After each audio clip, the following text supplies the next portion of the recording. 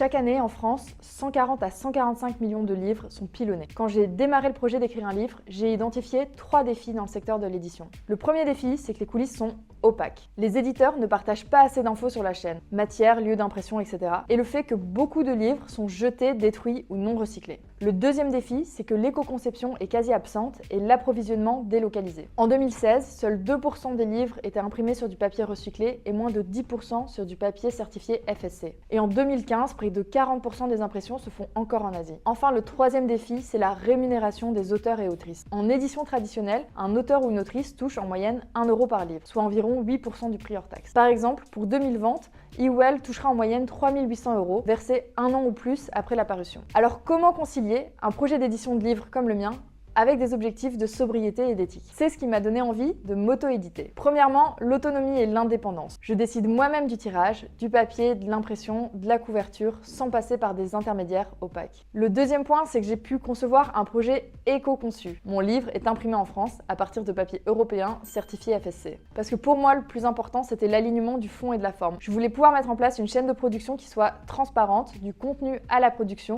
afin que chaque exemplaire respecte mes valeurs. Si toi aussi tu veux soutenir un livre qui ne contribue pas à la surproduction et respecte l'environnement, précommande Slow Marketing en auto-édition dès aujourd'hui.